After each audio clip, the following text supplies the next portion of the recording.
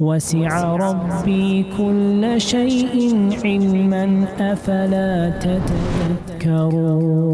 بسم اللہ الرحمن الرحیم. الحمدللہ رب العالمین والصلاة والسلام علی سید الاولین والآخرین وعلی آلہ واصحابہ اجمعین ومن تبعہم بإحسان الی یوم الدین. اما بعد. محترم حضرات، دینی بھائیوں، دوستوں، اسلامی ماں اور بہنوں، ہمارے اس پروگرام سے فائدہ اٹھانے والے اور شریک ہونے والے تمام نوجوانوں اور ساتھیوں، اس سے پہلے 2 نشستیں ہندوستان میں اسلام کیسے آیا ہند میں، اس کے اوپر کچھ گفتگو 2 نشستوں میں ہو چکی ہے. آج انشاءاللہ اسی سلسلے کی 2 باتیں مزید آپ کے سامنے رکھیں گے. ایک تو یہ کہ جو پورے بر صغیر میں مشہور کر دیا گیا ہے کہ محمد بن قاسم نے حملہ کر کے غیر مسلموں پر بڑا ظلم و زیادتی کیا. اس کی حقیقت کیا ہے اس کو واضح کریں گے. اور دوسری چیز جس پر انشاءاللہ ہم گفتگو کرنے کی کوشش کریں گے اختصاراً، وہ یہ ہے کہ مسلمان جب تک ہندوستان میں تھے، مغربی ہندوستان کی بات ہو رہی ہے، اس وقت کے راجا مہاراجا اور عمومی طور پر ہندوؤں کے ساتھ ان کے کیا روابط اور کیسے تعلقات تھے، یہ 2 چیزیں آج آپ کے سامنے ہم رکھیں گے انشاءاللہ. اللہ تعالیٰ سے مدد کے طلبگار ہیں کہ اللہ تعالیٰ ہمیں توفیق دے اور آپ حضرات کے سامنے کچھ باتیں رکھ سکیں. پہلی بات محمد بن قاسم کی. اس کے لیے پچھلی نشستوں میں آپ سن چکے ہیں، ضروری ہے اس پر ایک نگاہ ڈالنا کہ نبی علیہ السلام کے زمانے ہی میں سری لنکا وغیرہ کے لوگوں میں اسلام پھیل گیا تھا، اور ابو بکر صدیق، عمر بن الخطاب رضی اللہ تعالی عنہما کے عہد خلافت میں بھی اسلام بڑی تیزی کے ساتھ عرب تجار اور اس کے بعد دعات کے ساتھ بڑی تیزی سے پھیلتا رہا. یہ تقریباً آپ سمجھیں کہ 65 ہجری تک، 65 ہجری تک مسلمان ان ساحلی علاقوں میں بڑے امن و امان اور سکون کی زندگی گزارتے تھے. سجستان، مکران، سندھ سے لے کر کے ساؤتھ انڈیا، بالکل سری لنکا وغیرہ تک مسلمان بڑی کثیر تعداد میں اپنی تجارت، دعوت و تبلیغ، اپنے کاروبار بڑے امن و امان اور سکون کے ساتھ کر رہے تھے. کسی بادشاہ کو کوئی اعتراض، کسی ہندو کو، کسی غیر مسلم کو کوئی اعتراض نہیں تھا، اور بڑے ہی امن و امان اور سکون کی زندگی گزار رہے تھے. اور سری لنکا سے لے کر کے مکران اور سندھ تک، سجستان، یہ جتنے ساحلی علاقے مسلمان جو کنارے کنارے آباد تھے، لاکھوں کی آبادی تھی. اور یہ مسلمان اپنے آپ کو بغداد اور دمشق، یہ 2 خلافتیں جو تھی عمر بن عبدالعزیز رحمۃ اللہ علیہ کی حکومت اموی، پھر اس کے بعد عباسی، اس پورے دور میں یہ مسلمان جو تھے اپنے آپ کو مسلم حکومت کا ایک حصہ بنا رکھے تھے. بغداد یا دمشق کی جو حکومت تھی اموی یا عباسی، یہ اس وقت سے لے کر کے سن 65 تک اپنے آپ کو ان کی تابع اور ان کی رعایا سمجھتے تھے. کبھی انہوں نے اپنے آپ کو بغداد یا دمشق یا یوں کہیں جو اسلامی خلافت عرب میں تھی اس سے انہوں نے کبھی اپنے آپ کو الگ نہیں کیا تھا، انہی کو حصہ سمجھتے تھے، انہی کے تابع رہتے تھے اور انہی کے سامنے اپنی آئی ہوئی سیاسی ضرورتیں پیش ہوتی تھیں۔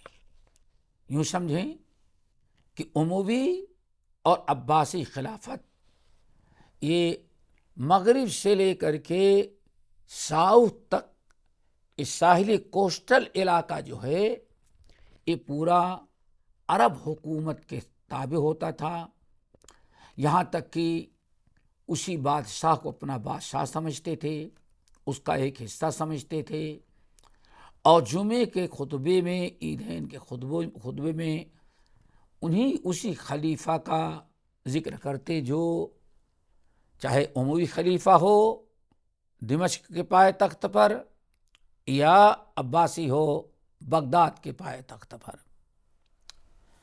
یہ چل رہا تھا۔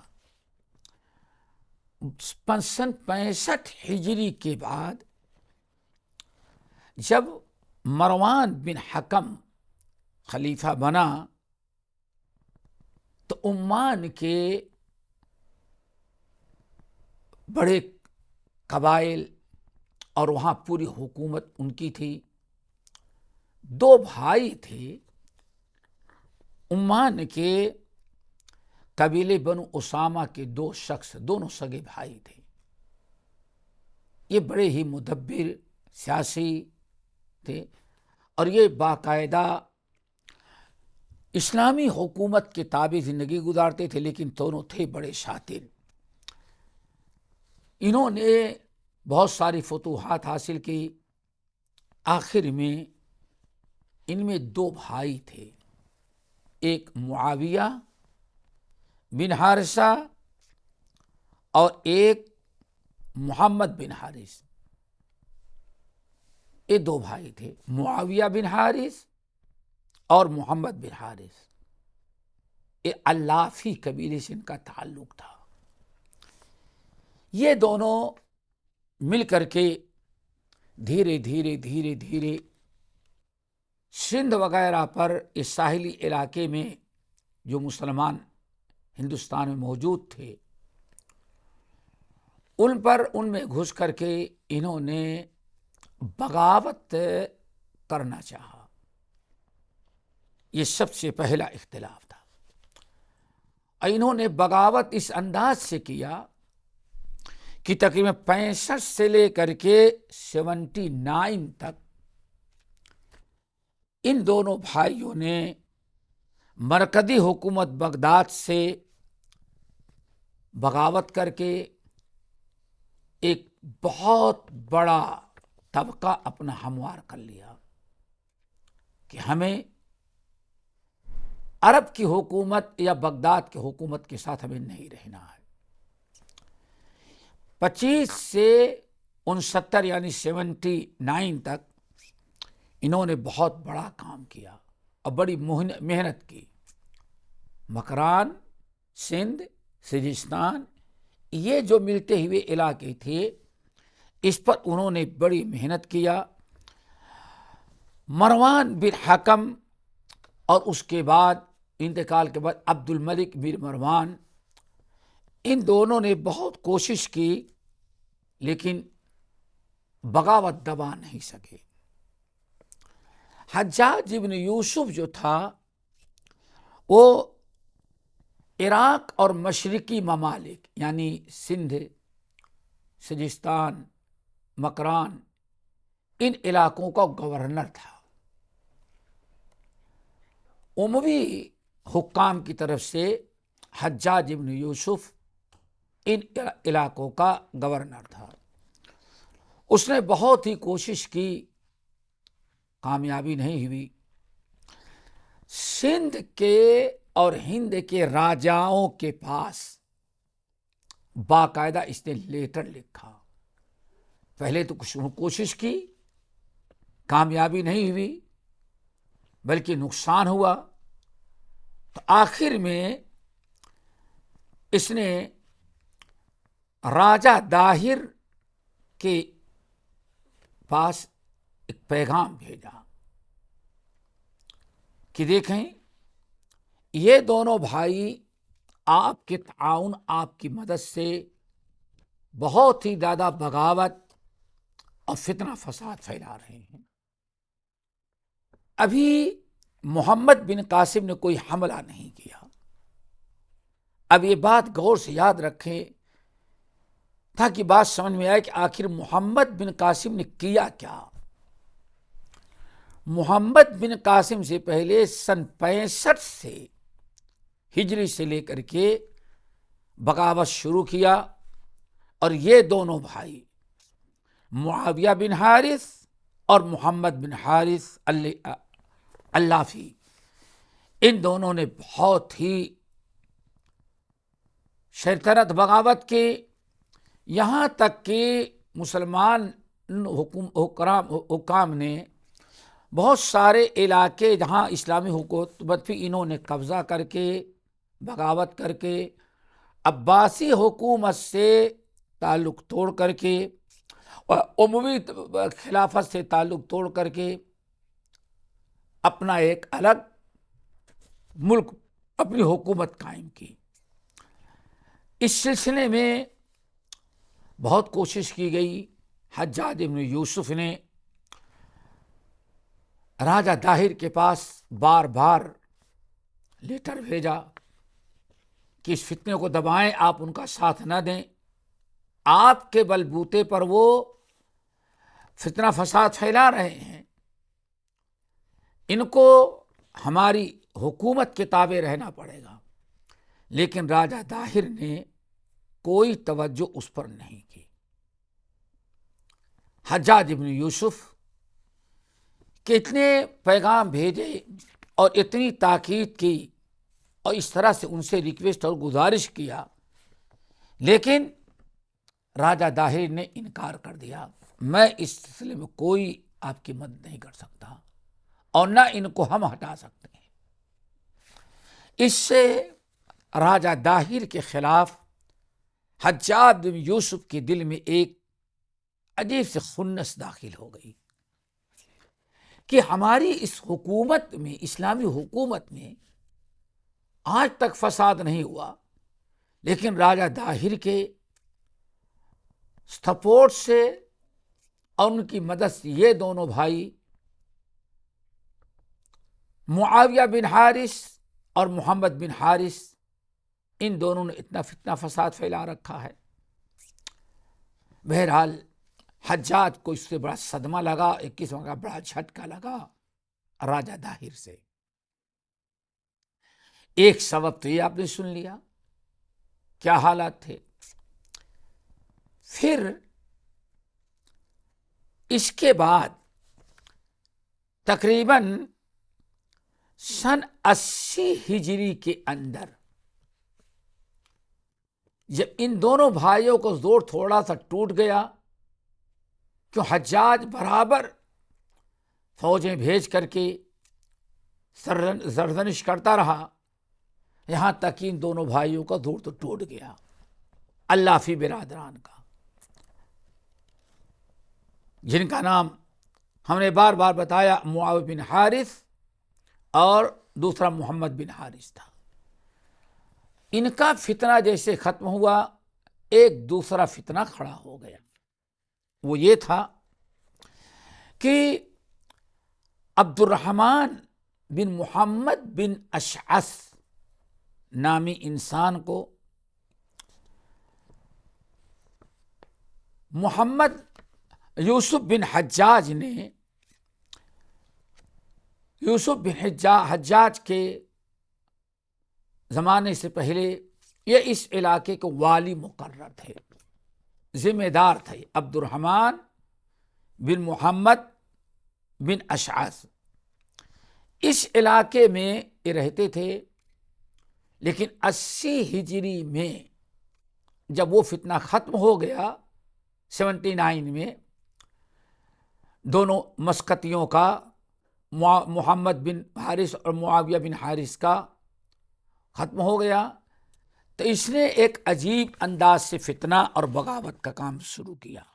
عبد الرحمن بن محمد بن اشعث نے، اس نے ایک پروپگنڈا اور کچھ حقائق، کچھ گڑھی ہوئی باتیں ہی حجاج بن یوسف کے مظالم کا بہانہ بنا کر کے اس نے سندھ کے علاقے یا یہ پورا علاقہ مکران سے لے کر کے مہاراشٹر اور آگے تک، جو آج تک حجاج بن یوسف اور اموی حکومت کے زیر نگی تھے، تابع تھے، اس نے عبد الرحمن بن محمد بن اشعث، اس نے بڑے ہنگامے کیے۔ اس نے 2 کام کیے۔ نمبر 1، بغداد عرب کے حجاج بن یوسف کے مخالفین کو اس نے اکٹھا کرنا شروع کیا اور سب کو سندھ بلانا چاہا اور ان کو رغبت دلائی کہ وہاں بڑے مظالم ہوتے ہیں، وہاں حکومت بہت خلاف ورزی کر رہی ہے اور تم ان کا مقابلہ نہیں کر سکتے، تمہارا وہاں رہنا جائز نہیں، تم چلے آؤ ہندوستان، ہند چلے آؤ، سندھ آ جاؤ۔ عبد الرحمن بن محمد بن اشعث نے اس طرح سے بہت سارے علماء، معلمین، حفاظ اور قراء کو اکٹھا کر لیا یہاں سندھ میں، اور ان لوگوں کو کھلی اجازت دی کہ حجاج بن یوسف اور اس حکومت کے جتنا تم بدنام کر سکتے ہو، جتنا پروپگنڈا کر سکتے ہو کرو۔ اس طرح سے ایک فتنہ یہ نہایت خطرناک شروع ہو گیا، اور اس دور میں جب اس نے عبد الرحمن بن محمد بن اشعث نے بغاوت کا علم اٹھایا اور بغاوت کا جھنڈا بلند کیا، اور اس طرح سے وہاں کے حفاظ، علماء اور کچھ بڑے لوگوں کو اکٹھا کر لیا، تو ایک الگ حکومت اس نے بنانے کی کوشش کی۔ عبد الرحمن بن محمد بن اشعث نے ایک اپنی حکومت قائم کرنا چاہا اور بغاوت اس نے کیا مرکزی حکومت سے۔ اور اس سلسلے میں سب سے مشکل چیز یہ کہ اس نے جب بغاوت کا علم اٹھایا تو اس طرح کے چھوٹے چھوٹے راجا مہاراجا تو بہت کم، لیکن راجا داہر نے اس کا خوب ساتھ دیا، اپنی فوج دی، اسلحے دیے، اور یہ اس طرح سے 5 سال تک، یعنی 80 سے لے کر کے 85 تک انہوں نے مرکزی حکومت اور حجاج بن یوسف کو سمجھو کہ بالکل پریشان کر کے رکھ دیا تھا، کسی بھی صورت سے قابو میں نہیں آ رہے تھے۔ حجاج بن یوسف بار بار لیٹر لکھ کر کے منع کرتا رہا، بلاتا رہا، اور لوگوں کا، راجا داہر اور اس علاقے کے ذمہ داروں کو تاکید کرتا رہا، لیکن کسی نے کوئی مدد نہیں کی، اور یہ دن بدن فتنہ بڑھتا جا رہا تھا۔ ایک دوسرا فتنہ یہ تھا۔ تیسرا فتنہ ایک اور پیدا ہوا۔ یہ 3 فتنے بڑے اہم ہیں، ان کو سمجھیں۔ محمد بن قاسم ابھی تک نہیں آیا ہوا ہے، یہ سارے فتنے شروع ہیں۔ بغاوت، برا بھلا کہنا، گالی گلوچ دینا، الگ حکومت، الگ ملک بنانے، الگ اسٹیٹ قائم کرنے کی فکر۔ جب سے مسلمان ان علاقوں میں آئے تھے، انہوں نے برابر اپنے آپ کو، عرب تجار جو تھے، یہاں کے مسلمان باشندے، ان لوگ ساحلی علاقے کے سارے لوگوں نے اپنا امیر و خلیفہ اسی کو سمجھتے رہے جو عرب میں ہوتا تھا، لیکن انہوں نے خصوصاً عبد الرحمن بن محمد بن اشعث اور 2 بھائی محمد بن حارث اور معاویہ بن حارث مسقطی، ان لوگوں نے راجہ داہر سے مل کر کے ہر قسم کا مقابلہ کرنے کی کوشش کی۔ یہ 2 سبب تھے جس سے بڑی تکلیف تھی حجاج بن یوسف کو۔ اسی اثنا میں ایک تیسرا حادثہ اور پیدا ہو گیا، وہ بھی سننے کے لائق ہے۔ ساؤتھ انڈیا میں خصوصاً سری لنکا اور اس کے قرب جوار میں جو عرب تجار ایک عرصے سے اپنے بزنس، اپنے کاروبار کو پھیلایا تھا اور وہیں بود باش اختیار کر لی تھی، وہاں شادیاں کی تھیں، کچھ اپنی بیویاں عرب سے لے کے آئے تھے، وہیں مکان بنا کر کے اسی علاقے کے لوگ بالکل آباد باشندے بن گئے تھے۔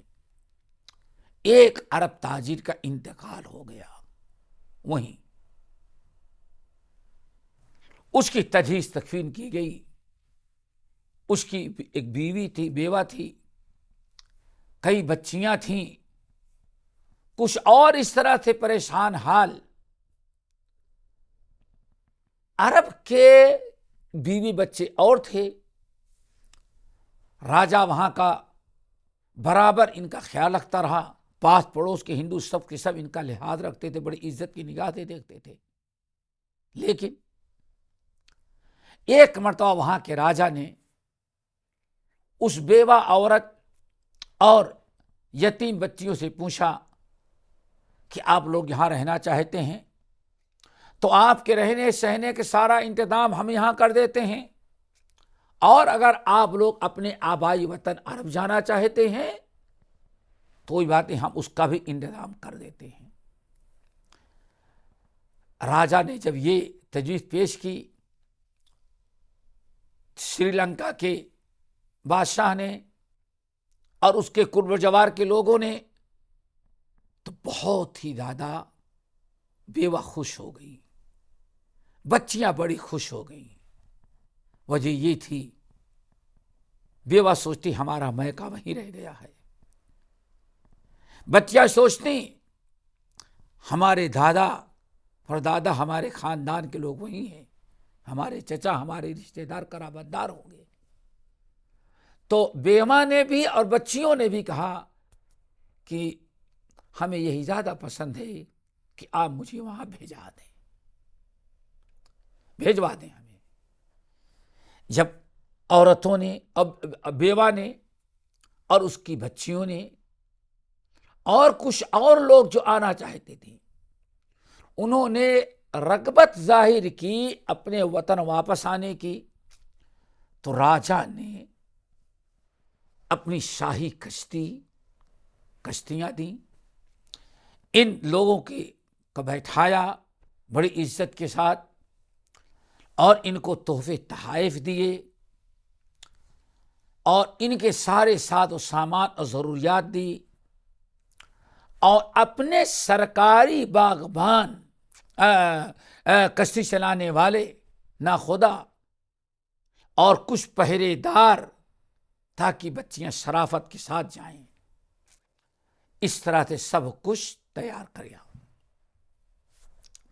دیا، اور اپنی شاہی کشتی پہ ان لوگوں کو بیٹھایا، اور ساتھ ہی ساتھ حجاج ابن یوسف کے لیے بھی بہت سارے شاہی تحفے تحائف، بہت سارے گفٹ رکھا۔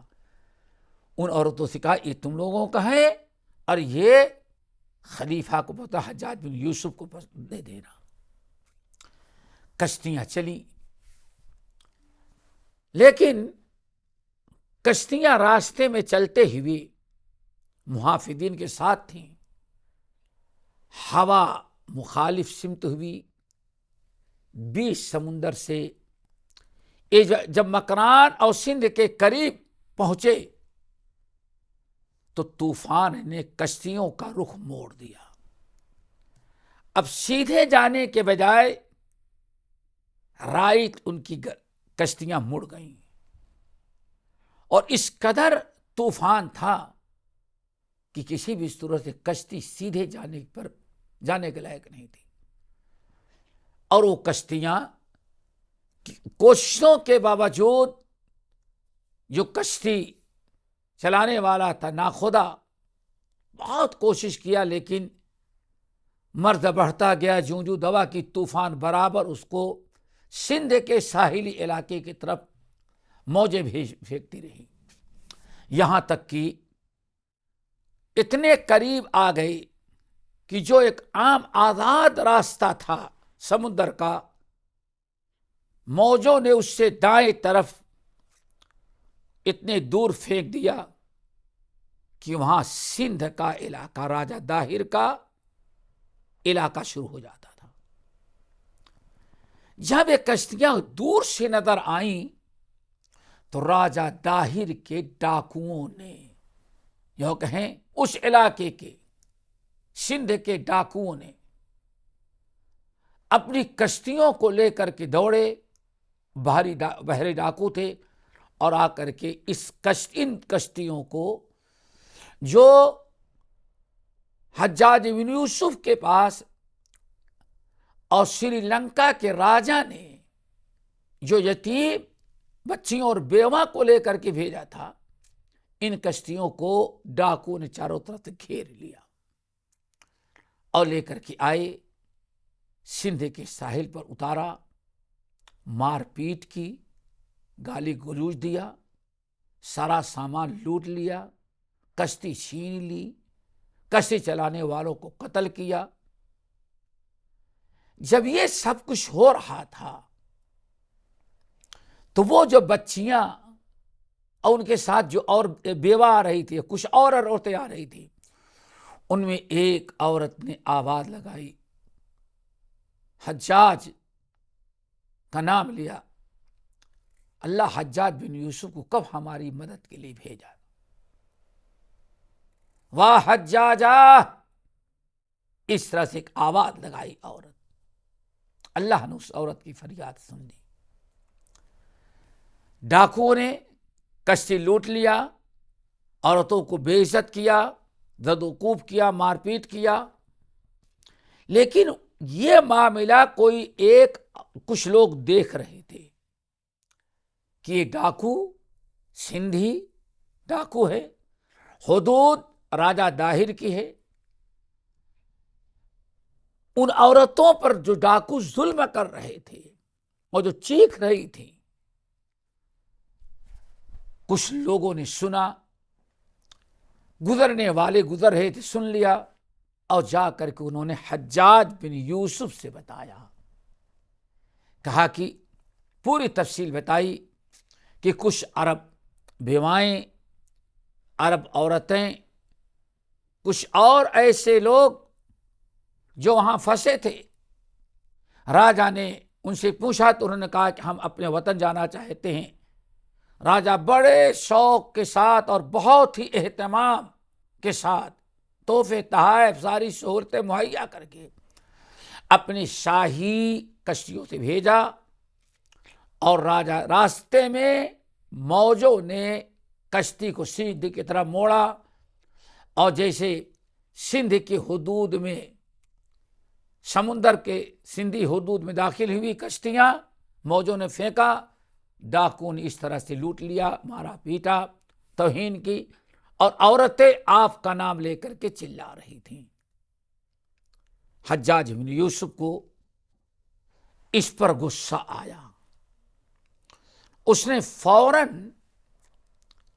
فوراً راجہ داہر کے پاس لیٹر لکھا، کہا دیکھیں یہ سارے ڈاکو آپ کے ہاں کے ہیں، حدود آپ کی ہے، اور کشتی میں بیٹھی عورتوں کی بے عزتی آپ کے حدود میں ہوئی ہے، آپ سے ہم گزارش کرتے ہیں کہ آپ ان ڈاکوؤں کے ساتھ سخت کارروائی کریں، ان کو گرفتار کریں، ان کو سزا دیں، اور اس لیے ظلم کی سزا یہی ہوگی آپ ان کو قتل کریں، اور نہیں تو گرفتار کر کے ہمارے پاس بھیجیں، ہم دیں۔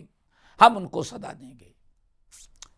حجاج بن یوسف کا لیٹر جب پہنچا تو راجہ داہر نے انکار کر دیا اور برا بھلا کہنا شروع کیا اور کہہ دیا نہ تو ہم ڈاکوؤں کو سزا دے سکتے ہیں، نہ ہم گرفتار کریں گے، نہ ان پر ہم پابندی لگائیں گے، ہم کوئی آپ کی مدد نہیں کر سکتے اور ہم ان ڈاکوؤں کو گرفتار بھی نہیں کریں گے۔ جب اس طرح سے حجاج بن یوسف کو راجہ داہر نے بڑے روکھا جواب دیا، اور تینوں واقعے میں آپ دیکھیں، یہ تین واقعہ بتایا میں نے۔ پہلا واقعہ سن 65 میں سے لے کر کے 79 تک جو مسقط کے دو بھائیوں نے جو اللافی خاندان سے تھے، معاویہ بن حارث اور محمد بن حارث، ان دونوں نے جو حرکتیں کی تھی بغاوت، اس پر بھی راجہ داہر نے کوئی مدد نہ کی۔ نمبر 3 عبد الرحمن بن محمد بن اشعث نے جو بغاوت کی، سندھ کے راجہ نے ان کا بھی سپورٹ کیا۔ ہر طرح سے عرب حکومت کے خلاف، یا آپ کہیں عمومی خلافت کے خلاف یہ کارروائی ڈاکو کرتے رہے، لیکن راجہ داہر اندر سے ان کا ساتھ دیتا، کوئی کارروائی ان کے ساتھ کرنے کے لیے تیار نہ ہوا۔ اور تیسرا یہ عورتوں کے ساتھ اور بیوہ اور یتیم بچیوں کے ساتھ جو حرکت ہوئی، جب اس طرح سے تینوں حرکتیں کی، اب حجاج بن یوسف نے دیکھا کہ راجہ داہر کے تعاون سے یہ سب کچھ ہو رہا ہے، اور یہ عرب سندھی ڈاکو جو ہیں، انہوں نے اتنے دن سے ایسے ظلم زیادتی کی، پوری تجارت ناکام کر دیا ہے، باہری سفر تجارت کا وہ متاثر ہو گیا ہے، کاروبار متاثر ہو رہا ہے، ادھر اس قسم کے باغی لوگ وہاں اکٹھا ہو رہے ہیں۔ تو اس کا ایک ہی علاج ہے، حجاج بن یوسف نے محمد بن قاسم، جو اس وقت عمان وغیرہ کا گورنر تھا اور بڑا ہی تیز ترار تھا محمد بن قاسم، حجاج بن یوسف نے محمد بن قاسم کو بلایا اور اس کو فوج تیار کر کے بھیجا۔ اب آپ بتائیے، غور کریں کہ 89 کے بعد یہ سب 65 سے لے کر کے 89 تک یہ ساری حرکتیں ہو رہی تھی۔ حجاج بن یوسف بار بار سمجھایا، لیکن راجہ داہر اور اس کے گنڈے اور اس کے ڈاکو اس کی پشت پناہی میں اس طرح سے سارے فساد پھیلا رہے تھے، لیکن ان کے ساتھ کوئی کارروائی کرنے کے لیے تیار نہیں، بلکہ کوشش یہ کر رہا تھا کہ تختہ کیسے پلٹ جائے عرب حکومت کا۔ ایسے موقع پر اللہ تعالیٰ نے حجاج بن یوسف کو کے دل میں ڈالا اور اسے محمد بن قاسم رحمۃ اللہ علیہ کو فوج لے کر کے بھیجا، اور محمد بن قاسم اس طرح سے حملہ آور ہوا، راجہ داہر باقاعدہ مقابلے کے لیے کھڑا ہوا، لڑا، ابھی بھی اپنی غلطی ماننے کے لیے تیار نہیں، اور حکومت کے خلاف بغاوت کرنے والوں کا پورا سپورٹ دے رہا تھا۔ ایسی حالت میں حجاج محمد بن قاسم آئے، راجہ داہر کو شکست ہوئی، اور وہاں سے لے کر کے ملتان تک کے علاقے میں مختلف انداز سے فتح حاصل کی گئی اور امن و امان قائم کیا گیا، اور اس علاقے میں ایک نائب السلطنت مقرر کر کے حجاج بن یوسف محمد قاسم واپس گیا۔ یہ تھے محمد بن قاسم کے حملے کے اسباب۔ اور آج بدنام کیا جاتا ہے، اس میں غور کرنے کی چیز ہے، بدنام کیا جاتا ہے کہ حجاج بن یوسف نے ظلم کیا۔ حجاج بن یوسف ظلم نہیں کیا، ظلم مٹانے کے لیے آیا وہ۔ اور پھر حجاج بن یوسف صرف راجہ داہر پر نہیں، یہاں جو باغی لوگ تھے، بغاوت کر رہے تھے، راجہ داہر ان کا سپورٹ کر رہا تھا، اس بغاوت کو ختم کرنے کے لیے آیا۔ اور راجہ داہر سامنے آئے تو ان سے بھی لڑائی ہوئی۔ یہ تو ہے میرے بھائیوں۔ ایک چیز یہاں اور یاد رکھیے گا، بڑے لطف کی بات، جب محمد بن قاسم رحمت اللہ علیہ نے ڈاکوؤں کا پیچھا کیا کہ ڈاکوؤں کو ختم کر کے یہ تجارتی راستہ اور عام مسافروں کو جو راستہ باہری راستہ ہے اس کا وہ امن و امان کا راستہ ہو جائے، فتنہ فساد، جنگ جدال، قتل و غارت، خونریزی ختم ہو جائے، جب محمد بن قاسم نے اس طرح سے وہاں رہ کر کے ڈاکوؤں کو پیچھا کیا، ان کے اڈے معلوم کرنے لگے، تو کچھ ایسی مندریں ملی۔ یہ بھی بہت لطف کی بات ہے، کہتے ہیں مندر توڑا، مندر توڑا، مندر توڑا۔ انشاءاللہ ممکن ہے ہم نارتھ میں اسلام کیسے آیا اس پر انشاءاللہ اگلی نشست میں ہم گفتگو کریں گے تو بتائیں گے مندر کب توڑا۔ کوئی مسلمان حکومت کبھی مندر توڑے ہی نہیں، ناممکنات میں سے اسلام نے اجازت ہی نہیں دی ہے، کیوں توڑیں گے ہم؟ جس کی تفصیل انشاءاللہ آئندہ ہم بتائیں گے۔ ابھی محمد بن قاسم کے بارے میں گفتگو ہو رہی ہے۔ جب انہوں نے محمد بن قاسم نے اپنے مخصوص ساتھیوں کے ساتھ سندھ میں قیام کر کے ڈاکوؤں کا پیچھا کیا، تو کچھ ایسے ڈاکوؤں کے اڈے ملے کہ ڈاکو اپنے حفاظت کے لیے اس کو مندر کی شکل دے رکھی تھی۔ مندر نہیں تھی، کوئی پنڈت پوجا کرنے والا نہیں تھا، بس ڈاکو وہاں آ کر کے رہتے تاکہ لوگ سمجھے سنیاسی لوگ ہیں، حالانکہ وہ ڈاکو تھے۔ وہ مندر نہیں تھا، ڈاکوؤں کا ٹھکانہ تھا۔ ایسے بہت سارے اڈے ملے جو برائے نام لوگوں کو، عوام کو دھوکہ دینے کے لیے وہ مندر کی شکل دیے تھے، حالانکہ مندر نہیں تھے، وہ ڈاکوؤں کا اڈا ہوتا تھا۔ اللہ اکبر۔ میں محمد بن قاسم نے ایسے بھی کچھ اڈے پائے جو مندر کے نام پر عرب سندھی ڈاکوؤں نے اپنا ٹھکانہ بنا رکھا تھا، اور لوگوں کا اعتماد نہیں یہ حاصل کرنا چاہتے۔ بڑا شریف، یہ لوگ بڑے شریف لوگ یہاں آباد ہیں، شریف لوگ نہیں تھے، وہ نمبری ڈاکو تھے۔ اپنی سیفٹی کے لیے لوگوں سے اپنے آپ کو محفوظ رکھنے کے لیے اپنے ٹھکانے کو مندر کہہ دیا کرتے تھے، ورنہ کوئی مندر جہاں ہندو عبادت کر رہا ہو، صحیح ہندو اپنے مذہب کے مطابق غیر اللہ کی پوجا کر رہے ہوں، کبھی ایسا نہیں ہوا کہ ہم محمد بن قاسم نے ایسی جو مندروں کو توڑ کر کے مسجد بنایا، نہیں، مندر نہیں تھا، ڈاکوؤں کے اڈے تھے۔ محمد بن قاسم نے ایسے کئی جگہیں پائی، تو محمد بن قاسم نے ان اڈوں کو ختم کیا اور وہاں مسجد تعمیر کی، جو کہ مسلمان وہاں آباد تھے۔ یہ تو محمد بن قاسم کے واقعے کی تفصیل ہے۔ یہ 3 اسباب پر یاد رکھیں، یہ 3 اسباب تھے جس کی وجہ سے محمد بن قاسم کو حجاج بن یوسف نے راجہ داہر سے لڑنے پر مجبور کیا، تاکہ فتنہ فساد اور یہ بغاوت ختم ہو جائے۔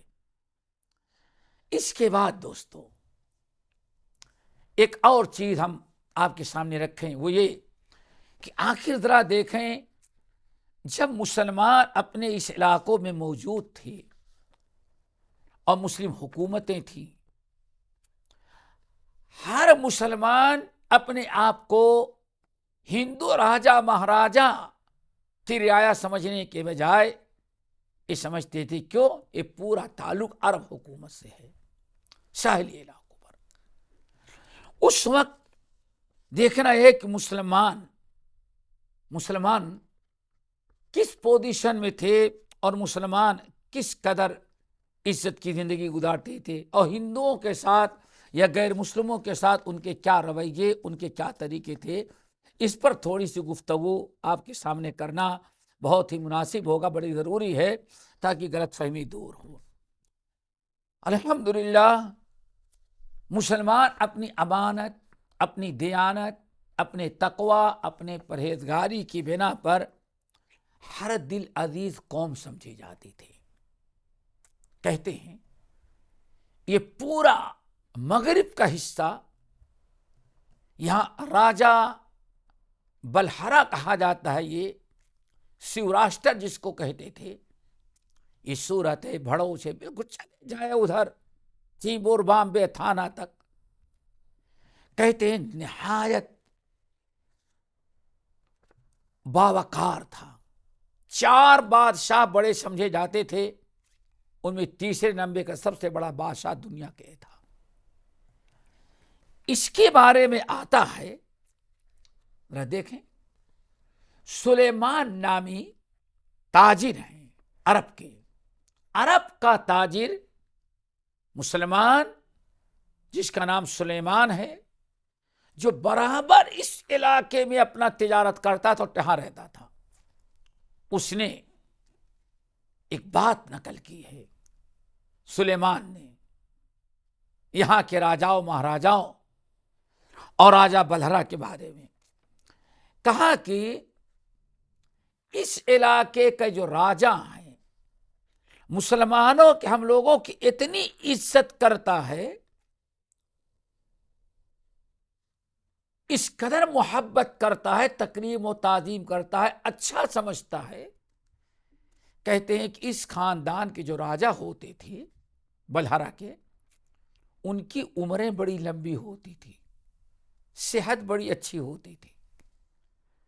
کہتے ہیں 50 سال تک ایک راجا حکومت کرتا تھا، اللہ اکبر، صحت و تندرستی کے ساتھ 50 سال تک تب بیٹھ کے حکومت کرتا تھا۔ لوگوں نے اس سے پوچھا، بھائی اتنی بڑی بر صغیر میں آپ لوگ اتنے دن تک کیسے زندہ رہتے ہیں؟ تو اس نے بڑی اچھی بات کہی، کہا کہ چونکہ ہمارے ہاں عرب مسلمان آباد ہیں،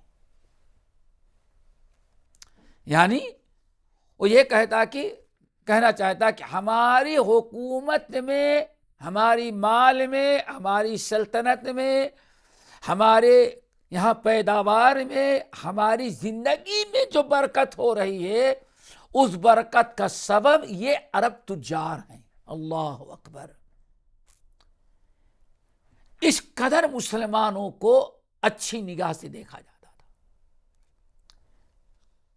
کسی نے کہا کہ آپ لوگوں کے یہاں بیماری کم ہے، کہا کہ بیماری کیسے ہوئی؟ ہمارے ہاں اللہ کی عبادت کرنے والے تجارت پیشہ مسلمان آباد ہیں۔ اس قدر مسلمان، اسے کہتے ہیں کان اشد حبا للعرب، کہتے ہیں راجا بلہرا سوراشٹر گجرات کا، کہتے ہیں پوری دنیا میں سب سے زیادہ محبت کرتا تھا تو عرب کے مسلمانوں سے کرتا تھا۔ اس کو یقین تھا کہ ہماری ملک میں بغاوت نہیں کوئی کرتا، ہماری کوئی حکومت نہیں چھیننا چاہتا، ہمارا کوئی لڑائی نہیں ہوتی۔ اگر لوگ پوچھتے تو کہتے اس کا سبب صرف ایک ہے کہ ہمارے ملک میں یہ عرب مسلمان آ کے تجارت کرنے والے آباد ہیں، یہ نماز پڑھتے ہیں، روزہ رکھتے ہیں، قرآن کی تلاوت کرتے ہیں، رو رو کے رب سے دعائیں کرتے ہیں، تو ان کی برکت سے ہم لوگ 50 سال تک، 100 سال، 90 سال تک، 120 سال تک ہمارے یہاں اتنے لمبی عمر پاتا ہے انسان۔ یہ ایک بہت بڑی دلیل ہے کہ مسلمانوں نے بڑا اچھا کردار اپنا رکھا تھا۔ اسی لیے آئیں کہا جاتا ہے، بڑی عجیب سی بات ہے دوستوں، سننے کے لائق، کہ عرب مسلمان، عرب تجار یا عرب دعات جو آ کر کے، یہ مغربی علاقے کی بات ہو رہی، سندھ ہے، مکران، سندھ، گجرات، مہاراشٹر، بامبے، یہ مغربی علاقے میں جو مسلمان آ کر کے آباد تھے، ان کو ہر قسم کی عزت دی جاتی تھی. ان کی امانت داری، ان کے اخلاق، ان کے کردار، ان کے چال چلن کو دیکھ کر کے غیر مسلمین ایک نعمت اور رحمت سمجھتے تھے. اسی لیے بہت ساری واقعات ایسے ہیں کہ وہاں کی موجودہ ہندو راجا جو ہوتا تھا، جب قانون بناتا اپنے ملک کا، تو کہتا یہ سارے قانون جو ہمارے ہندو مذہب کے مطابق ہیں، مسلمان ہمارے یہاں جو آباد ہیں ان کو اس قانون سے آزاد رکھا گیا ہے. یعنی یہاں تک، دوسرے لفظوں میں کہیں، ہندو راجا مہاراجا مسلمانوں کو اپنے دین اور ایمان اور اسلام پر عمل کرنے کی کھلی آزادی دیتے تھے، کوئی روک ٹوک نہیں ہوتی تھی، اور کہتے ہیں ان کی وجہ سے برکت ہوتی ہے. ایک بڑی عجیب سی چیز کہا جاتا ہے، جہود کوتاہ، یہ نام یاد رکھیں، جہود کوتاہ کہتے ہیں عرب کے کشتی چلانے والوں میں سب سے بڑا ماہر انسان یہ تھا. کوتاہ، جہود کوتاہ ایک بہت بڑا کشتی چلانے والا سمجھا تھا اور بڑا ماہر تھا، اس کی بڑی شہرت تھی. ایک مرتبہ راجا جو تھا، اس نے اپنے دربار میں، جو راجا ہوتے تھے اس علاقے میں، سال میں، مہینے میں اس طرح سے پروگرام رکھتے تھے کہ رعایا دربار میں آتی تھی، ایک ساتھ بیٹھ جائے، اور اس وقت راجا اپنی سے لوگوں سے پوچھتا تھا رعایا سے کیا تکلیف ہے، کیا ضرورت ہے، اس قسم باتیں کرتا تھا. ایک مرتبہ راجا نے مشیروں کا اجتماع کیا کہ جتنے مشیرے ہیں وہ سب آئیں، اپنی اپنی تکلیف، اپنی اپنی ضرورت، اپنی اپنی پریشانی کیا ہے وہ رکھیں. بہرحال اعلان کیا گیا. ایک بڑے سے ہال میں، محل کے اندر، جتنے مشیرے چاہے ہندو تھے یا مسلمان تھے، سب اکٹھا ہوئے. راجا تخت پر بیٹھا اور لوگوں سے خیریت پوچھی، کیسے آپ لوگوں کا کاروبار چل رہا ہے، جو اس کی اپنی ذمہ داری تھی پوچھ رہا تھا. لوگ جواب دے رہے. اس میں بات کافی لمبی ہو گئی، کافی لمبی ہو گئی، اور بیٹھنے کا ایک خاص انداز ایسے ہوتا تھا، آدمی اکڑو ایسے بیٹھ جائے پیر پر اور اس طرح سے بیٹھا رہے. جو کشتی چلانے والے سارے اکٹھا تھے، مشیرے یا اور اس طرح سے، ان میں ایک مسقط کے رہنے والے تھے، عرب مسلمان، جس کا نام تھا جہود کوتاہ رحمہ اللہ. کہا جاتا ہے کہ ان کی کشتی بانی بڑی مشہور تھی. طوفان، موج، کوئی بھی معاملہ ہو، یہ بڑے حساب سے، حکمت سے کشتی چلا کر کے پار لگا دیتے تھے. تو اس مجلس میں ان کو بھی دعوت دی گئی تھی. غیر مسلم ملاحوں کے ساتھ مسلم ملاحوں کو بھی، اور ہندوستانیوں کے علاوہ عربوں کو بھی ملاحوں بلایا گیا تھا. یہ بیٹھے تو یہی سب سے بڑے ملاح تجربے کار ہوشیار سمجھے جاتے تھے۔ جو بیٹھنے کا انداز تھا، ان کی عمر زیادہ ہو گئی تھی، یہ بھی ایسے ہی بیٹھے تھے بیچارے، لیکن بڑھاپے کی وجہ سے شاید پیر میں تکلیف ہوئی اور کرو بدل رہے تھے، لیکن چونکہ بادشاہ نے جو قانون پاس کیا ہے کہ ہاں رعایا اس طرح سے بیٹھے، اگر اس کے خلاف کوئی بیٹھتا تو بڑا سے بڑا جرمانہ یا بہت بڑی سزا دی جاتی تھی، کسی کی ہمت نہیں پڑتی تھی۔ اب یہ بھی بیچارے کیا کریں، قانون ماننا ہے، لیکن تکلیف ہوئی۔ کوئی مچھلی آتی ہے کنعدہ یا کنعدہ، کوئی مچھلی آتی ہے، بحری مچھلی تھی، اس کا تذکرہ چھڑ گیا ملاحوں اور مچھیروں کے ساتھ بادشاہ کے سامنے، بادشاہ سے، کہ وہ مچھلی کون دیکھا ہے، کیسی ہوتی ہے، اس پر بڑی گفتگو ہو رہی تھی۔ کوئی کہتا ہم نے دیکھا، اب کوئی کہتا میں شکار کیا۔ تو یہ جو بیٹھے ہوئے تھے، کوتاہ جہود کوتاہ رحمہ اللہ، مسلم مشیرے، راوی کہتے ہیں کہ انہوں نے ایسے بیٹھے اپنا ایک پیر ایسے لمبا کر دیا، ایسے لمبا کیا، اور یہ بہت بڑا جرم تھا۔ بادشاہ نے، راجا نے جو بیٹھک متعین کی ہے اس طرح کی، زمین پر بیٹھیں، اکڑو بیٹھیں اور ہاتھ اس طرح سے جڑے رہیں، یہ اپنے پیر کو لمبا کر دیے اور کہا کہ بادشاہ سلامت، ہمارے یہاں مسقط میں کنعدہ مچھلی ہوتی ہے، اس طرح اتنی لمبی ہوتی ہے، اتنی بڑی، پھر ایسے کہا اتنی بڑی ہوتی ہے۔ اب مچھلی کی کیفیت اور اس کی حیت بتانے کے لیے انہوں نے بڑی بے ادبی کر ڈالی، بہت بڑی بے ادبی۔ کیوں؟ بادشاہ کے سامنے پیر ایسے لمبا کر دیا۔ اس راجا کو بڑی تشویش ہوئی، لیکن یہ معمر آدمی تھے، مسلمان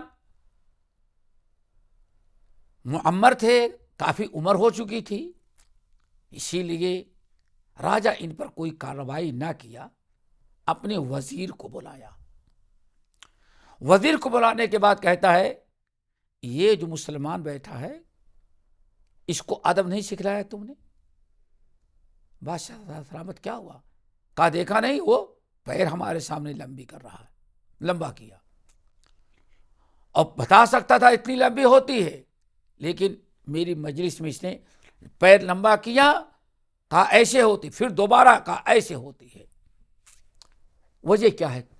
وزیر کو پکڑا کہ تم نے ان کو ادب نہیں سکھلایا، جب یہ آئے تھے تو باہر ان کو بتلا دیتے کہ قانون ہے، ایسے بیٹھنا ہے۔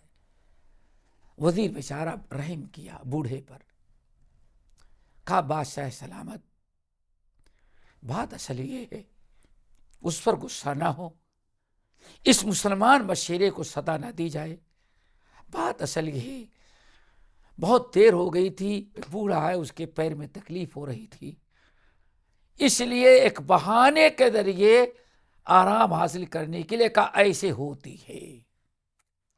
بادشاہ کی دل میں بات آ گئی، یہ ہے مسلمان اگر اسلام پر عمل کرے، صحیح مسلمان ہو، تو کہتے ہیں کافر ہے تو شمشیر پر کرتا ہے بھروسہ، مومن ہے تو بے تیغ بھی لڑتا ہے سپاہی۔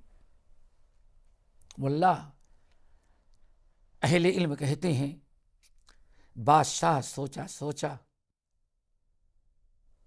تو اس نے کہا کہ ایسا کرو، آج ہی سے قانون بنا دو، ہمارے دربار میں ملنے ملانے کے جتنے بھی قانون ہم نے بنائے، جتنے بھی آداب ہیں،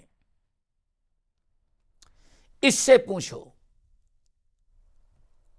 پوچھا گیا، سارا بتایا، تو بس انہوں نے کہا حضرت ہمارے اسلام میں یہ چیز جائز نہیں ہے۔ دیکھیں، بادشاہ ہو، ہندو ہو، حکومت ہندو ہو، ملک ہندو ہو، مجلس ہندو کی ہو، دربار ہندو راجا کا ہو، ایک مسلمان نے صاف کہا، حضرت بات اصل یہ ہے کہ ہمارے یہاں اسلام میں اس طرح سے کسی کے سامنے بندگی کے طور بیٹھنا جائز نہیں۔ بادشاہ فوراً کھڑا ہوا اور قانون بدل دیا اپنے ملک کے، ایک مسلمان کی اسلامی تعلیم کی پابندی کی بنا پر اللہ اکبر اس نے اپنے ملک کا قانون بدل دیا، کہا کہ جتنے قانون بنائے جاتے ہیں صرف ہندو اس کے پابند ہو گے، مسلمان اس کا پابند نہیں ہوگا، کیوں؟ ان کا دین، ان کا دھرم، ان کا مذہب جو ہے اس کی اجازت نہیں دیتا۔ اس واقعے کو نقل کرنے کے بعد اہل علم کہتے ہیں اس سے اندازہ لگتا ہے کہ مسلمان اپنے ایمان، اپنے اخلاق، اپنی امانت داری اور اپنے گفتار اور کردار کے ذریعے شریعت کی پابندی کے بنا پر غیروں کے دلوں میں کس طرح سے اپنی محبت پیدا کر رکھی تھی۔ اسی لیے پورے جہاں جہاں یہ پورا کوسٹل ایریا ہے، پوری تاریخ پر ڈالیں، حکومت ہندو کی ہوتی، غیر مسلم کی ہوتی، اور یہ باشندے مسلمان ہوتے، اور یہ سارے باشندے یہاں کے یہ اپنا بادشاہ، اپنا امیر بغداد اور دمشق کا سمجھا مسلم حکمراں کو فالو کرتے تھے، لیکن یہ پورے علاقے کے غیر مسلموں نے، خصوصاً یہ مغرب کا علاقہ ہے، چلے جائیں دھاڑوار کاروار تک کی پوری تاریخ آپ پڑھ ڈالیں، ہر جگہ ہندو بادشاہ اپنے علاقے میں بسنے والے مسلمانوں کے لیے ایک الگ قانون بنا تھا، اور قانون بنانے کا طریقہ یہ تھا کہ پورے مسلمانوں کو اکٹھا کرتا، کیوں؟ جیسے جھگڑے، لڑائی، لین دین کے معاملات ہندوؤں میں ہوتے ہیں ویسے مسلمانوں میں ہوتا ہے، تو اب مسلمانوں کے قانون الگ اور غیروں کے قانون الگ۔ بادشاہ کرتا کیا تھا؟ راجہ مسلمانوں کو اکٹھا کرنے کے بعد اس کی CID، اس کی پولیس، اس کے محکمہ حکومت جس مسلمان کے بارے میں کہتی کہ ہم لوگ اتنے دن تجربہ کرتے ہیں یہ مسلمان جو سب سے زیادہ امانت دار ہے اور سچا ہے اور سب سے زیادہ علم والا ہے، تو حکومت ہندو حکومت جو ہوتی ان علاقوں کی اپنے سرکاری قانون کے مطابق کہتی یہ مسلمانوں کا کیس یہ دیکھے گا، کوئی مسلمان اپنا کیس ہندو عدالت میں نہیں لے کے جائے گا، مسلمانوں کے قاضی ہم نے مقرر کر دیا، ان کا امیر، مسلمان اپنے سارے جھگڑے وہاں لے جائیں گے، اور ان کا امیر جو ہے کتاب سنت کی روشنی میں وہ جو فیصلہ کرے گا اس کو مانا جائے گا، اور نہیں مانے گے تو حکومت اس کو منوائے۔ اللہ اکبر! یعنی مسلمانوں نے اپنے گفتار، اپنے کردار کی وجہ سے، اپنی امانت اور دیانت کی بنا پر ایسا اپنا ایک ریکارڈ بنا رکھا تھا کہ ہندو راجہ، ہندو پولیس بھی مسلمانوں کو اسلامی قانون کی پابندی کرنے پر مجبور کرتی تھی۔ سبق پڑھ پھر امانت کا، دیانت کا، صداقت کا لیا جائے گا دوسرے کام دنیا میں امامت کا، یعنی یہاں تک کہ اسی لیے ایک دو نہیں پورے ریاض کے اندر ہندو حکومتیں، ہندو راجہ مہاراجا اسلام کی عزت، اسلام کا احترام کرتے، اور مسلمانوں کے آئلی اور کیا کہتے فوجی سارے قوانین ان کے حوالے ہوتے، ان کا ایک الگ سے محکمہ شرعیہ ہوا کرتا، سمجھیں شرعی کورٹ ہوتا تھا، قاضی مسلمان ہوتا، فیصلہ کتاب و سنت کی روشنی میں ہوتا، لیکن اس کی نگرانی، اس کا تقرر جو کرتا تھا وہ ہندو راجہ، ہندو حکومت کرتی تھی۔ اس سلسلے میں اسی لیے ایک چیز بہت ہی اہم ہے جو آپ حضرات کے سامنے رکھ دینا ضروری ہے۔ دیکھیں الحمدللہ مسلمانوں کسی گفتار کردار کی بنا پر ہندوستان کے اندر یہ داستان اس لیے بتا دے رہا ہوں، یہ مغربی علاقوں کی بات ہے۔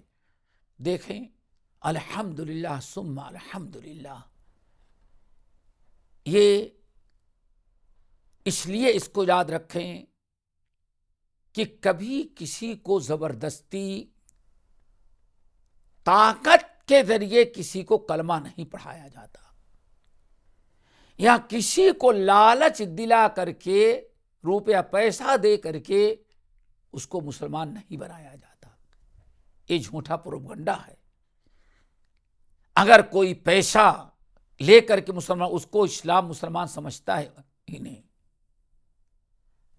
چنانچہ یہ مسلمان جب ہندوستان میں آئے، ابھی اس سے پہلے جو واقعہ بتایا وہ سامنے رکھیں.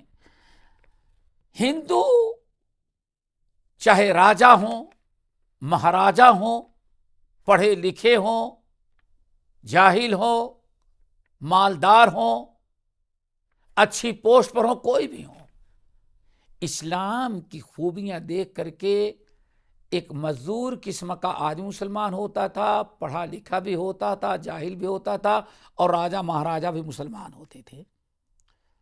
چنانچہ چند کے نام کہا جاتا ہے عصفان یا عصفان، یہ سندھ وغیرہ سے آگے بڑھے سیجستان ہے اور کشمیر، اس بارڈر میں ایک جگہ ہے عصفان یا عصفان کہتے ہیں لوگ. وہاں کا راجا ہندو. راجا کو کیا پڑھیے، فوج اس کے پاس، پولیس اس کے پاس، طاقت اس کے پاس، پیسہ اس کے پاس، ملک اس کا ہے، اس پر کون جبر ڈال سکتا ہے. راجا تھا، بڑا سنجیدہ، پڑھا لکھا تھا، سمجھدار تھا. بہت بڑے بڑے اس کے پاس پنڈت تھے، اور کچھ مسلمان تجار بھی وہاں تجارت کرتے تھے. راجا بڑی آزادی کے ساتھ مسلمانوں کو تجارت کا حکم دیتا تھا. ہوا یہ اصل میں جو یاد رکھنے کی ہے، سمجھنے کی ہم سب کے لیے، راجا ہندو تھا، اس کا اکلوتا بیٹا تھا، بیمار پڑ گیا، اور بیمار پڑ جانے کے بعد دن بدن اس کی حالت خراب ہوتی گئی. مندر کے مہنتوں اور پجاریوں کو بلایا، اور بہت پیسہ خرچ کرتا تھا پنڈتوں پر، اور مندر چلانے میں بہت پیسہ خرچ کرتا تھا راجا. ان کو بلایا، کہا دیکھو یہ میرا بیٹا بہت بیمار ہے، بہت سیریس ہے، جا کر کے مندر میں بتوں سے کہو کہ میرے بیٹے کو، تم لوگ جا کے اس سے کہو، دعا کرو کہ ہمارے بیٹے کو اچھا کر دے. پنڈت گئے، سواری دی بادشاہ نے، گئے، اور آدھے گھنٹے پون گھنٹے کے بعد لوٹ کر کے آئے. راجا سے کہا بس بادشاہ سلامت، خوش ہو جائیں، ہم نے دعا کی، انہوں نے بات مان لیا، آپ کا بیٹا اچھا ہو جائے گا. بادشاہ بھی خوش. لیکن 3 ہی دن کے بعد بیٹا مر گیا. اب بادشاہ کا بیٹا، راجا کا بیٹا مر گیا. اب وہ سارے پنڈتوں کو بلایا، مندر کو والوں کو بلایا، کہا تم لوگوں نے تو ہمیں اطلاع دی تھی کہ ہاں ان مورتیوں نے قبول کر لیا ہے، وعدہ کر لیا ہے کہ آپ کا بیٹا اچھا ہو جائے گا، میرا بیٹا تو مر گیا. اب وہ سب خاموش، کیا کہتے. بہرحال مندر میں جو پیسہ دیتا تھا بند کر دیا، پنڈتوں کو بھگا دیا. اب وہ بیچارہ بادشاہ بہت غمزدہ تھے، غمزدہ بیٹھا ہوا ہے. 1 دن 2 دن 3 دن. یہ عرب تجار جو وہاں تھے، اپنے ان کو کچھ نہیں لینا دینا سوائے اپنے کاروبار کے، اللہ کی عبادت سے، دین کی باتیں کرنا. کسی نے کہا یہ بڑے اچھے لوگ ہیں، ان کو بلاؤ. آئے جو تجار تھے، مسلمان عرب تاجر آئے، راجا نے ان کے سامنے رکھا، اور پھر جو وعدہ خلافی ہوئی سارے پنڈتوں نے کہا بت نے وعدہ کر لیا بچہ اچھا ہو جائے گا، لیکن پھر بھی ہمارا بچہ کیسے مر گیا؟ تو ان مسلمانوں نے راجا کو سمجھایا، حضرت یہ سب جھوٹ بات ہے، یہ مورتیاں جو رکھی ہوئی ہیں، یہ مورتیاں کس نے بنایا ہے؟ کسی فیکٹری والے نے بنایا ہے، کسی نے بنایا ہے، لا کر کے یہاں وہ کیا دیں گے؟ وہ اپنے سے حرکت نہیں کر پاتی تو دوسروں کو کیا فائدہ پہنچائیں گے؟ ان عرب تاجروں نے اسلام کا تعارف کروایا، اسلام کا تعارف کروانے کے بعد دین کی باتیں بتائی، اس کو دین اسلام اچھا لگا، کلمہ پڑھ کر کے مسلمان ہو گیا۔ اب آپ بتائیے اور ہر آدمی سوچے کہ اس کو کیا ضرورت تھی؟ اس کے پاس مال کی کوئی کمی نہیں، دولت کی کوئی کمی نہیں، پاور بھی اس کے پاس پورا ہے، راجا ہے، فوج اس کی ہے، پولیس اس کے تابع ہے، سب کچھ اس کا ہے، اور مال دولت کی کمی نہیں، پھر بھی اسلام کا تعارف ہو جانے کے بعد ایک کلمہ پڑھ کے مسلمان ہو رہا ہے اور مسلمانوں کا کھلی آزادی تجارت کی دے رہا ہے، اس کو پیسے مال کی لالچ کی کیا ضرورت تھی؟ اس لیے ایک مثال ہے کہ یہ کلمہ پڑھ کے یہ مسلمانوں کے اخلاق، کردار اور اسلام کے تعارف سے غریب بھی مسلمان ہوا، ہندوستان میں امیر بھی ہوا، بادشاہ بھی ہوا، پرجا بھی ہوئی، عالم فاضل بھی ہوئے، ڈاکٹر بھی ہوئے، ہر ایک جو ہے یہ دین اسلام سب کو اچھا لگا، اور یہ مسلمانوں کے اپنے کردار، اپنے گفتار کی بات تھی۔ یہاں تک کہ جب اموی دور میں، عباسی دور میں بغداد دارالخلافہ بنا، اس وقت ہندوستان کے ایک بہت بڑا ماہر، بہت بڑا ڈاکٹر منکہ کہا جاتا تھا، اس کا منکہ کہا جاتا تھا، بہت نامی تھا، یہ بھی بغداد گیا ملنے کے لیے، اور اس وقت جب بغداد گیا تو اس کا بڑا اچھا استقبال کیا گیا، کوئی معمولی ان پڑھ نہیں، پڑھا لکھا ہے، ڈاکٹر ہے، علاج کے لیے گیا ہے۔ وہاں جو وزارت الصحہ نے ایک ادارہ قائم کیا تھا کہ بہترین سے بہترین علاج کی جائے، دوائی ایجاد کی جائے، ہندوستان سے ہندو ڈاکٹر منکہ آیا ہے بغداد، وہاں اسلامی کلچر دیکھا، مسلمانوں سے ملا، مسلمان ہو گیا اور عالم بھی بنا، ڈاکٹر بھی ہے، پیسہ بھی ہے، سب کچھ ہے، اس کے مسلمان ہونے کے لیے کون سا دباؤ تھا؟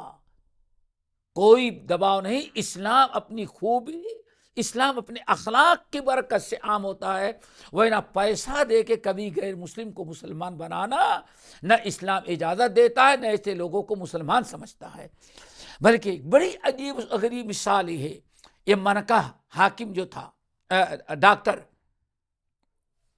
بڑا ماہر، علم حاصل کیا، قرآن پڑھا، حدیث سیکھی، پڑھا لکھا بھی ہو گیا، ڈاکٹر بھی ہے، بغداد کا سب سے بڑا ڈاکٹر ہے، اور عربی سیکھا تاکہ ہندی حکمت کا ترجمہ عربی میں کرے، کوئی کمی نہیں تھی، کوئی جبر نہیں تھا، لیکن وہاں آئے تو مسلمان ہو گیا، اور مسلمان بھی وہ بنا تھا کیسے؟ جو بڑے بڑے مسائل حل کرتا تھا۔ کہتے ہیں اسی لیے اس کے دربار میں ایک مرتبہ کسی نے قرآن کا درس دینا شروع کیا، اور یہ بیٹھا تھا منکہ، ڈاکٹر منکہ بیٹھا ہوا تھا، اس زمانے میں ڈاکٹر نہیں کہتے تھے، حکیم کہتے تھے، طبیب کہتے تھے، حکیم بیٹھا ہوا تھا، یہ درس ہوا، اور درس میں افلا ينظرون الى الابل كيف خلقت، اس آیت کی تفسیر کی گئی، ایک انسان وہاں بیٹھا ہوا تھا، وہ بھی ہندوستانی ہی تھا، غیر مسلم تھا، وہاں بیٹھا ہوا تھا، اس نے کہا لو یر الفیل، اگر اونٹ کی ہاتھی کی تشبیہ دیتا تو کیا مشکل تھی.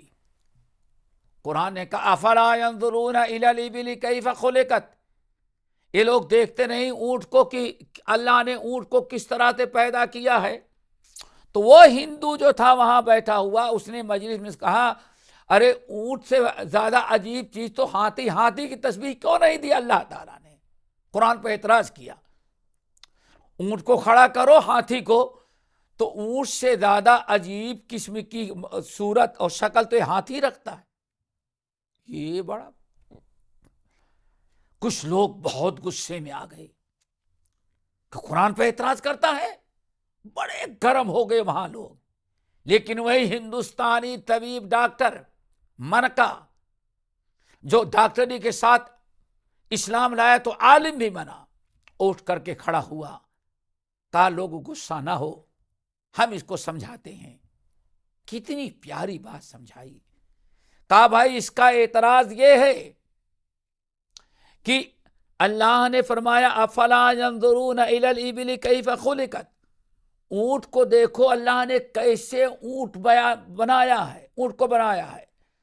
اور اس سے غور فکر کر کے سوچو اللہ تعالیٰ کتنا پاورفل ذات ہے. اور یہ بیچارہ ہاتھی کے بارے میں کہہ رہا ہے. اللہ تعالیٰ نے قرآن میں اونٹ کی تشبیہ دی، اس سے تو اچھا تھا کہ ہاتھی کی تشبیہ دیتا. کیوں؟ ہاتھی تو اور عجیب و غریب مخلوق ہے. تم لوگ غصہ ہوتے ہو، بات اصل یہ ہے. بیٹھایا، دیکھیں وہ ہندوستانی ڈاکٹر منکا جو غیر مسلم تھا، اسلام اپنے پسند سے قبول کیا بغیر کسی دباؤ کے. اللہ نے کتنی برکت دی. پورے مجمع میں بغداد کے اندر کوئی جواب نہ دے سکا. اس نے کہا دیکھو بات اصل یہ ہے، قرآن عربی میں نازل ہوا، اور قرآن کے مخاطب سب سے پہلے عرب لوگ تھے. مکے میں نازل ہوا، قریش لوگ تھے. اور سب سے پہلے قرآن جن عربوں کے ہاں نازل ہوا، یہ عرب کے لوگ ہاتھی دیکھے ہی نہیں تھے. کیوں؟ عربوں میں ہاتھی نہیں تھا، ہاتھی دیکھے نہیں تھے. ایک ہی مرتبہ ہاتھی آیا تھا یمن کا، ابرہہ بادشاہ لے کر کے آیا تھا خانے کعبہ کو اٹھانے کے لیے. تو عبد المطلب کے علاوہ کوئی اور وہاں نہیں گیا تھا. وہ اکیلے ہی ہاتھی دیکھے تھے. اتنے بڑے عرب میں ایک آدمی نے ہاتھی دیکھا. اللہ اکبر. اور وہ آنے کے بعد بتائے بھی نہیں کہ ہاتھی کیسا ہوتا ہے. اور جب ابرہہ مکے پر حملہ کرنے کے لیے یمن سے ہاتھی آ رہا تھا، تو مارے ڈر کے مکے والے سارے لوگ پہاڑوں میں چھپ گئے تھے. زندگی میں ان کے ایک ہی مرتبہ ہاتھی آیا مکے میں، وہ بھی لوگ دیکھ نہیں سکے. اگر اللہ تعالیٰ فرماتا اے عرب کے لوگوں دیکھو ہاتھی کو اللہ نے کیسے ہاتھی پیدا کیا، تو عرب کے لوگ تو ہاتھی دیکھے ہی نہیں تھے، آیت سمجھ میں کیسے آتی. لیکن اونٹ دیکھے ہوئے تھے. اونٹ بھی عجیب المخلوقات ہے، ہاتھی بھی بڑا عجیب و غریب مخلوق ہے. لیکن عرب کے لوگوں نے ہاتھی دیکھا تھا، اس لیے اونٹ دیکھا تھا، اس لیے اللہ تعالی نے عربوں کو وہ مثال دی جو چیزوں پہچانتے ہیں. وہ عربوں میں، عجموں میں قرآن نازل نہیں ہوا تھا. عجموں کے نزدیک عجیب المخلوقات ہوگی، لیکن عربوں کو سمجھانے کے لیے اللہ نے یہ نازل کی. ایسی تشریح کی کہ پورے بغداد کے علماء پر ایک دھاک جم گئی کہ واقعی ایسے اعتراض کا جواب اس نو مسلم ہندوستانی ڈاکٹر طبیب منکا نے دے دیا. اور اہل علم کہتے ہیں یہ اس کے بڑے سے بڑے عالم ہونے کی دلیل تھی. تو ایک دو مثالیں نہیں ہیں. اخلاق، کردار، عرب کے لوگ جو یہاں تھے، جو موجود تھے ہندوستان میں، انہوں نے اپنے اخلاق، کردار، امانت، دیانت کی وجہ سے باقاعدہ ایک اپنا ریکارڈ قائم کیا تھا. انہی کے اخلاق اور امانت اور کردار کی برکت سے ان کو دین پر چلنے کی کھلی آزادی تھی، اور یہاں کے لوگ اپنے لیے برکت سمجھتے تھے کہ یہ برکت والے لوگ ہیں، ان کو نہ چھیڑو نہ ان کو منع کرو، امانت داری کے ساتھ رہتے، ان کو رہنے دو جب تک یہ ہیں۔ ہندو کہتے ہماری رزق میں برکت ان کی وجہ سے ہو رہی ہے۔ تو دوستو، اس طرح سے پڑھے لکھے بھی ہوتے رہے مسلمان، ڈاکٹر بھی ہوتے رہے، عوامی لوگ بھی ہوتے رہے، اور تاجر بھی ہوتے رہے، راجا بھی ہوئے، مہاراجا بھی ہوئے، ایک دو راجا نہیں، بہت سارے راجا جو ہے ہندوستان میں جو اس طرح سے مسلمان ہوئے۔ مثال کے طور پر بامیان کا راجا اپنے پسند سے ریسرچ کر کے کلمہ پڑھ کے مسلمان ہوا، ابو جعفر کے دور خلافت میں۔ نمبر 2، مہدی کے دور میں بادشاہ مسلمان ہوا، ہندوستانی اس ساحلی علاقوں کا راجا مسلمان ہوا، اور مسلمان ہونے کے بعد اس نے بہت دین کا کام کیا اور بہت ہی سپورٹ کیا۔ اسی طرح سے مامون کے زمانے میں بامیان کے رہنے والے ایک مسلمان کی ملاقات ہوئی راجا سے، راجا کو دعوت دی، سمجھایا، ملاقات کی، پوچھا تمہارا دین کیا ہے، دین بتایا، او بادشاہ مسلمان ہو گیا، او راجا مسلمان ہو گیا۔ اسی طرح سے ایک دو نہیں، بہت سارے لوگ کہتے ہیں تبت کا راجا کوئی اس کو ضرورت نہیں، جب مسلمانوں سے ملاقات ہوئی، تاجروں سے ملاقات ہوئی، عربوں کے حالات دیکھا، تو تبت کہاں ہے، تبت کا راجا کلمہ پڑھ کے مسلمان ہوا۔ اور حیرت ہی ہوتی ہے، مسلمان ہونے کے بعد اس نے خانے کعبہ کے لیے ایسا بہترین اور اتنے بڑے بڑے عالی شان تحفے بھیجے گئے کہ تبت کے راجا کا بھیجا ہوا تحفہ جب مکہ المکرمہ پہنچا اور وہاں اعلان کیا گیا کہ تبت کا راجا خانے کعبہ کے لیے تحفہ بھیجا ہے، اتنا قیمتی، اتنا عالی شان وہ تحفہ تھا کہ کئی دن باہر رکھ کر کے اس کا دیدار کرایا گیا۔ لوگ دور دور سے آتے تھے کہ اتنا بڑا گفٹ، اتنا بڑا تحفہ آج تک آیا ہی نہیں تھا خانے کعبہ کے نام پر جتنا تبت کا راجا مسلمان ہونے کے بعد بھیجا ہوا ہے۔ تو دوستو، یہ دو چیزیں آپ کے سامنے رکھنی تھی۔ ایک تو یہ کہ مسلمان اپنے اخلاق اور کردار کی برکت سے، اپنے شریعت کی پابندی کی بنا پر ان غیر مسلموں راجاؤں مہاراجاؤں کی نگاہ میں کتنے اچھے تھے اور کس قدر امانت دار تھے، کس قدر ان کو خیر و برکت کا ذریعہ سمجھا جاتا تھا، اور ان کی عزت اور ان کا احترام کیا جاتا تھا، ان کو اس کی کتنی آزادی تھی اور کس طرح سے ان کو محبت حاصل تھی ہندوؤں سے۔ ایک تو یہ، دوسرے کہ محمد بن قاسم نے جو حملہ کیا تھا، اس حملے کے اصل اسباب 3 تھے جس کو آپ حضرات نے سنا۔ ایسا نہیں کہ ہاں چلا آیا تھا ہندو راجا کو قتل کر کے حکومت بنانے کے لیے، نہیں، ہندو راجا پر راجا داہر بار بار تنبیہ کرنے کے بعد جب وہ اپنی حرکتوں سے باز نہیں آیا، ڈاکوں کی پشت پناہی، باغیوں کی پشت پناہی، اور حکومت کا اسلامی حکومت کا تختہ پلٹنے کی کوشش کرنا، یہ ساری چیزیں تھیں جس کی بنا پر محمد بن قاسم آیا اور اس طرح سے راجا داہر کو شکست بھی، اسلام کا جھنڈا لہرایا گیا۔ اللہ تعالی ہم سب کو عمل کی توفیق نصیب فرمائے اور ان باتوں کو یاد رکھنے کی توفیق دے۔ باقی انشاءاللہ ہم کوشش کریں گے اپنے بھائیوں سے مشورہ کر کے، اگر اجازت ملی تو ایک نشست اگلی رکھیں گے کہ اسلام نارتھ میں کیسے آیا۔ انشاءاللہ اس کو ایک نشست میں پورا کریں گے، نارتھ میں اسلام کیسے پہنچا۔